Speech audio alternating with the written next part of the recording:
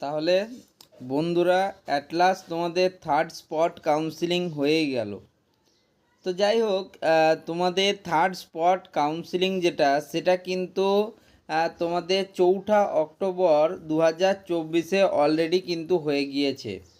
অনেক কলেজে কিন্তু অ্যাডমিশনের যে প্রসেসটা সেটা কিন্তু আজ অবধি কন্টিনিউ হচ্ছে। আমার কাছে এখন অবধি যা নোটিশ, যে প্রত্যেকটা কলেজে হয়তো তোমাদের স্পট কাউন্সিলিংয়ের অর্গানাইজেশান এবং যাবতীয় সমস্ত কিছু হয়ে গেছে, বাট তোমাদের অনেকের অ্যাডমিশানটা আজ অর্থাৎ তোমাদের 5ই অক্টোবর 2024 হচ্ছে।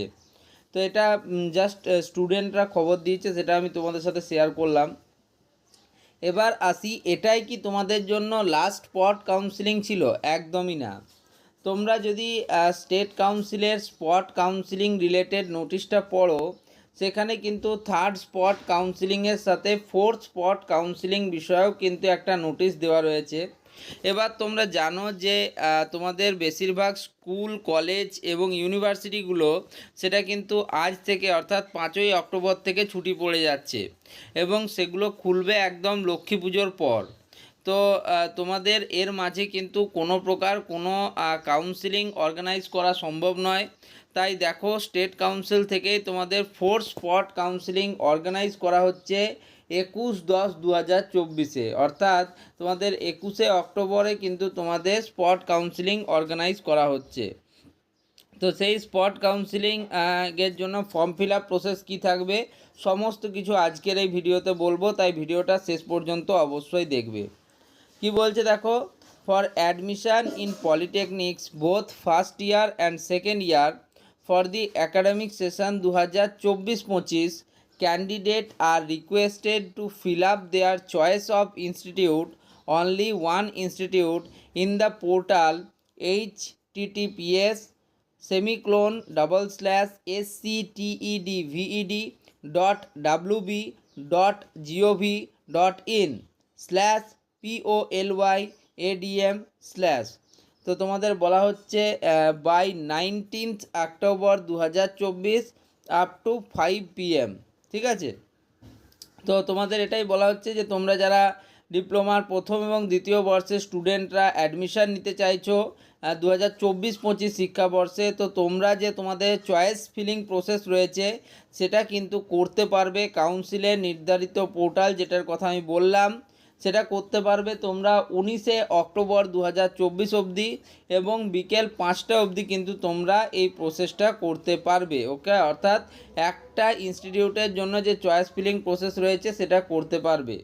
The candidates who have not applied earlier for admission in polytechnics for the academic session 2024-25 are requested to sign up in the portal and fill up details as it be given in the said portal. তাহলে কী বলা হচ্ছে, যে সমস্ত স্টুডেন্টরা জেক্সপো ভোকলেট 2024-এর যে academic session 2024-25 জন্য এখনও অবধি কোনো আপডেট করনি, তারা কিন্তু পোর্টালে গিয়ে সাইন আপ করবে এবং সেখানে নিজেদের ডিটেলসটা ফিল আপ করবে। দেখো, এখনও অবধি স্টেট কাউন্সিলের যদি তুমি ওই ওয়েবসাইটে যাও তাহলে ওখানে দেখবে এখনও অবধি থার্ড স্পট কাউন্সিলিং বিষয়টাই দেখাচ্ছে।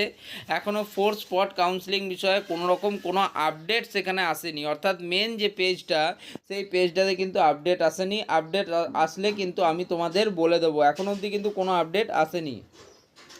2 নম্বরে কী বলছে দেখো, বলছে on 21/10/2024 the candidates must remain present physically latest by 12 noon in the institute for which choice has been given। এখানে তুমি যে চয়েসটা দেবে যে ইনস্টিটিউটে, আগের স্পট কাউন্সিলিংগুলোর মতোই তোমাকে কিন্তু দুপুর 12টার মধ্যে তোমাদের যে ইনস্টিটিউটে তুমি নামটা দিয়েছো সেখানে চয়েস ফিলিং করেছো সেই ইনস্টিটিউটে গিয়ে উপস্থিত থাকতে হবে। প্রত্যেকবারের মতো এবারেও আমি বলবো যে তোমাদের যতই 12টা টাইম দেওয়া থাক, তোমরা কিন্তু 11টার মধ্যে তোমাদের যে নির্ধারিত পলিটেকনিকগুলো রয়েছে সেখানে চলে যাবে।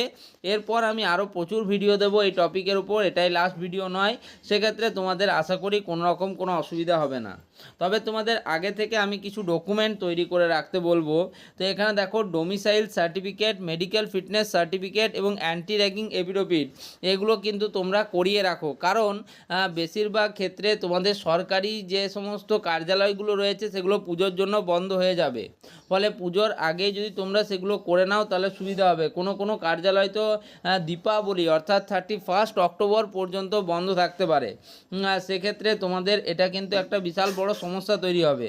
তোমার domicile certificate, medical fitness certificate এবং অ্যান্টি র্যাগিং এফিডেভিট প্রত্যেকটারই যে ভ্যালিডিটি নিয়ার বাই 3 মান্থস কিন্তু থাকেই, কোনো কোনো ক্ষেত্রে সেটা 6 মাস পর্যন্ত যায়। ফলে তুমি যদি আজকের ডেটে 5 তারিখের ডেটে যদি তুমি কোনো ডোমিসাইল সার্টিফিকেট ইস্যু করাও তাহলে সেটা কিন্তু তোমার মোটামুটি পরবর্তী 3 মাস তো একদম 100% এবং পরের 6 মাস অবধি তোমার ভ্যালিডিটি থাকবে।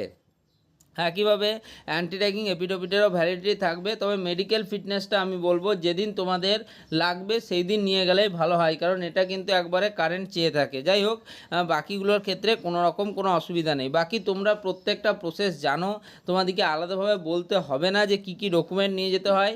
তাও আমি ছোট্ট করে বলে দিচ্ছি যারা প্রথমবার করবে তাদের জন্য, যে তোমরা এই যে স্পট কাউন্সিলিংয়ের জন্য কাউন্সিলের ওয়েবসাইটে অ্যাপ্লাই করবে, সেখান থেকে একটা অ্যাকনলেজমেন্ট স্লিপ দেওয়া হবে যেটাকে অ্যাপ্লিকেশন অ্যাকনলেজমেন্ট ফর্ম বলে, সেটা তোমরা পাবে এবং সেটাকে তোমরা ডাউনলোড করে নেবে।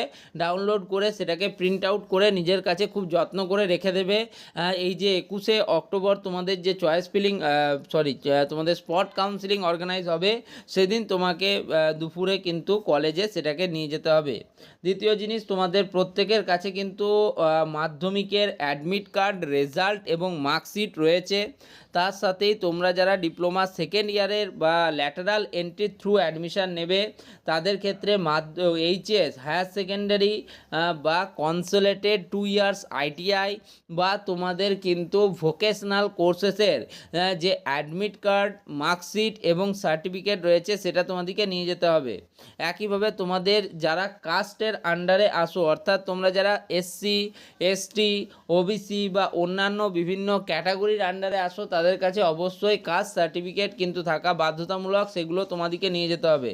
তাছাড়া তোমরা জানো বিভিন্ন ধরনের কোটা এবং কোর্সের সিস্টেম চালু রয়েছে তোমাদের পলিটেকনিকের ক্ষেত্রে। সেক্ষেত্রে তোমাদের TFW tuition fees waiver scheme বা তোমাদের EWS ইকোনমিক উইকার সেকশন, তারপর land loser category, ex serviceman category, ঠিক আছে, এরকম কিছু স্পেশাল ক্যাটাগরি রয়েছে, ফিজিক্যালি চ্যালেঞ্জড ক্যাটাগরি। তো সেক্ষেত্রে তার উপযুক্ত ডকুমেন্ট অথরিটির দ্বারা, একটা নির্দিষ্ট অথরিটির দ্বারা সাইন এবং স্ট্যাম্প থাকতে হবে, সেটা কিন্তু তোমাদের নিয়ে যেতে হবে যদি তুমি সেই স্পেশাল ক্যাটাগরির সুবিধা পেতে চাও। সেক্ষেত্রে এখানে দেখো বলা হচ্ছে 2 copies of recent passport size photograph, আমি বলবো আরও এক্সট্রা 2 কপি নিয়ে যাও। টোটাল কিন্তু 4 কপিজ অফ কিন্তু তোমাদের রিসেন্ট পাসপোর্ট সাইজ ফটোগ্রাফ তোমরা নিয়ে যাও। তার কারণ দেখো, তোমাদের যদি ডাইরেক্ট কলেজে সরাসরি অ্যাডমিশান হয়ে যায় সেক্ষেত্রে কলেজের অ্যাডমিট কার্ড এবং কলেজে তোমার আইডেন্টিটি কার্ড এবং লাইব্রেরি কার্ডের জন্য কিন্তু তখন তোমাদের ফটো লাগবে, সেক্ষেত্রে তুমি নিয়ে যেতেই পারো। আর ডোমিসাইল, মেডিকেল ফিটনেস, অ্যান্টি র্যাগিংয়ের কথা আগেই বলে দিলাম। এবার হচ্ছে তোমার অ্যাডমিশান হয়ে যাওয়ার পর তোমরা জানো স্পট কাউন্সিলিংয়ের একটা পোর্টাল রয়েছে, JRIPS পোর্টাল, সেখানে কিন্তু স্টেট কাউন্সিলকে সরাসরি পেমেন্ট দিতে হয়। সেক্ষেত্রে ওই ওয়েবসাইট থেকে তোমাদের পেমেন্ট করতে হবে। বাস এটাই মোটামুটি ছিল তোমাদের 4 স্পোর্ট কাউন্সিলিং রিলেটেড নোটিশ, তোমাদের সাথে শেয়ার করে দিলাম। আশা করি তোমাদের ভিডিওটা ভালো লাগলো। ভিডিওটা ভালো লাগলে ভিডিওটিকে লাইক করো, বন্ধুদের মধ্যে শেয়ার করো, আর চ্যানেলটিকে সাবস্ক্রাইব করে দিও। আর কি, ধন্যবাদ।